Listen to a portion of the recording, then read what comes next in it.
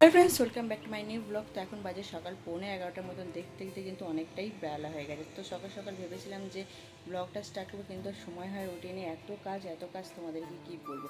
সকাল সকাল বাবা বাজার হাট করে নিয়ে এসেছিলো, তারপর সেই সমস্ত কিছু গুছিয়ে গেছে রাখা, কাটাকুটি করে মাকে সমস্ত কিছু দিলাম। তো মা এখন রান্না বসিয়ে দিয়েছে ওইদিকে প্রায়, আর এইদিকে পুজো জোগাড় করছিলাম। যেসব আজকে ষষ্ঠী যেহেতু, সেই জন্য মা ওইদিকে আমার এক কাকিমা ষষ্ঠী পুজো দিতে গেছে, আর এই মাত্র জাস্ট গেছে, জানি না কখন পুজো দিয়ে নিয়ে আসবে।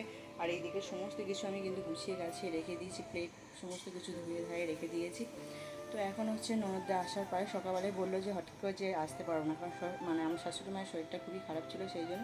তারপর আবার যখন ফোন করলাম তখন বলে যাচ্ছি। তো চলো সারাদিন কী করি না করি সবই তোমাদের সাথে শেয়ার করবো, আর তোমার পুরো ব্লগটা দেখতে থাকো। এদিকে দেখো সমস্ত কিছু কিন্তু আমি রেডি করে নিয়েছি। এদিকে দেখো ষষ্ঠীর প্রসাদও কিন্তু চলে এসেছে, যেটা ছাড়া ষষ্ঠী একদমই অসম্পূর্ণ। এখানে দেখো প্লেটে প্লেটে মিষ্টি ফল চিড়ে সমস্ত কিছু সাজিয়ে নিয়েছি।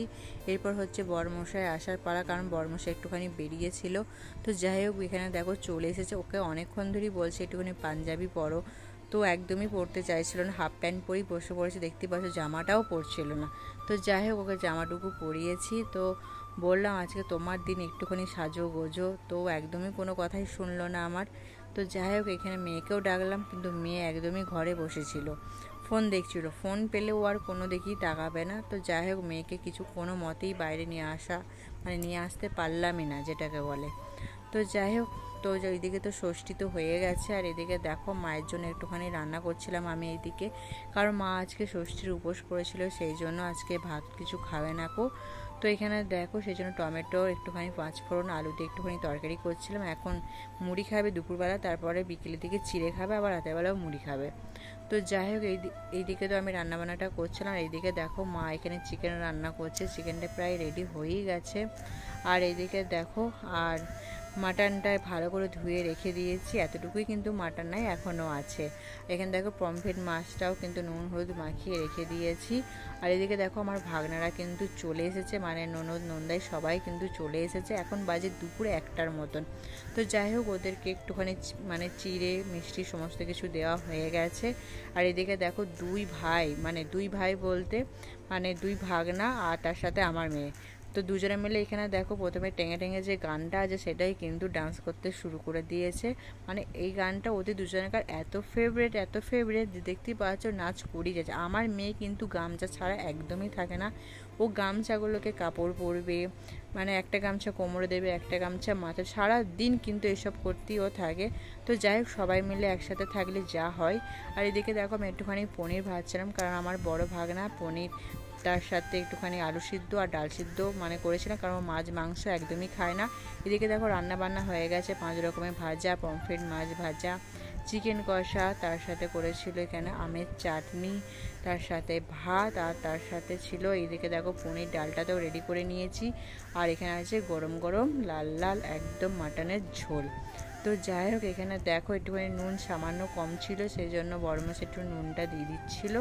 তারপর সবাইকে এখন খেতে দেবো, কারণ বেলাটা কিন্তু অনেকটাই হয়ে গেছে। যতটুকু পেরেছি ততটুকু কিন্তু সাজানোর চেষ্টা করেছি। তো ওইদিকে সব ভাগনাদের সবার কিন্তু খাওয়া দাওয়া হয়ে গেছে। এবার বর, তার সাথে জামাইবাবু আর দিদি সবাই কিন্তু খেতে বসে গেছে। আর আমার জামাইবাবু এতটাই লাজুকে, তো কিছুতেই মুখটা তুলছিল না। তো ছোট্ট করে ক্লিপ একটুখানি আমি তুলে নিয়েছিলাম দূর থেকে, সেটাই তোমাদের সাথে শেয়ার করলাম। তো যাই হোক এখানে দেখো সবাইকে কিন্তু খেতে বসিয়ে দিয়েছে। আর ওইদিকে বাবা কিন্তু বাইরে বসে গেছে, এত বিচ্ছিরি গরম, সেই জন্য ওদেরকে ঘরের মধ্যেই কিন্তু খেতে দিয়েছে এসি চালিয়ে। আজকে প্রচণ্ড পরিমাণে মানে বিচ্ছিরি গরম। তো যাই হোক এদিকে দেখো দিদিরা বাড়ি চলে যাচ্ছে, এখন বাজে বিকেল 5টার মতন। ওই দিক থেকে আমার মামার মেয়েও কিন্তু এখন আসছে, কারণ ওরা সকালের দিকে আসতে পারেনি, সন্ধ্যের দিকে আসবে। তো এদিকে দেখো টোটো কিন্তু চলে এসেছিলো। আর এদিকে দেখো ভাগনারা কিন্তু একদমই যেতে চাইছিল না, তবুও জোর করে মানে চলে গেল ওরা। অনেক করেই বললাম যে থাকো থাকো, তো দিদি মায়ের একটুখানি শরীরটা খারাপ, সেই জন্য বাড়ি চলে গেল। আর এদিকে দেখো এখন বাজে সন্ধ্যে 6:30টার মতন। তো দিদিরা ওই 5:30টার সময় এরকম করে এলো। এদিকে দেখো দুই ভাই বোনের মজা দেখো, এসেই কিন্তু ওদের যুদ্ধ স্টার্ট হয়ে গেছে। মানে দুজনে একসাথে থাকলে ঝগড়া মারপিট তো এটা হতেই থাকে, তাই না বলো? তো যাই হোক, এদিকে দেখো দিদিও চলে এসে দিদির গিফট কিন্তু বার করেছে। এদিকে দেখো দিদির গিফট কিন্তু মা দিয়ে দিয়েছে দিদিকে। দিদি তো খুবই পছন্দ হয়েছে। তো যাই হোক, দিদিকে বললাম একটুখানি তুই খুলে দেখ তোর পছন্দ হয়েছে কি হয়নি। তো যাই হোক, দিদি খুললো শাড়িটা, দিদির পছন্দ হয়েছে বললো, জানি না পছন্দ হয়েছে কিনা আদৌ। তো যাই হোক, তো আমার তো খুবই পছন্দ হয়েছে। দিদিকে দেখো গায়ে নিয়েছে, কত সুন্দর দেখতে লাগছে না? তো যাই হোক, দাদার জামা, তারপর বোনপোর জামা, সমস্ত কিছু ওকে বার করে দিয়েছি। ওর যার জিনিস ওকে আমি দিয়ে দিয়েছি। তো যাই হোক, এই দিকে দেখো মায়ের জন্য দিদি শাড়ি কিনে নিয়েছে, সেটাই মাকে দেখাচ্ছে। আমার শাড়িটা এতটাই পছন্দ হয়েছে, তোমাদের কেমন পছন্দ হয়েছে অবশ্যই কিন্তু বলো। শাড়িটা খুব সুন্দর হয়েছে, কালারটা আমার বেশ ভালো লেগেছে। তো এরকম শাড়ি মায়ের একদমই ছিল না, তো মায়ের সেটাও হয়ে গেছে, খুব ভালো লাগেছে, মানে খুব ভালো লেগেছে। তো যাই হোক, আজকে ভিডিওটা এতটুকুই। চলো টাটা, বাই বাই।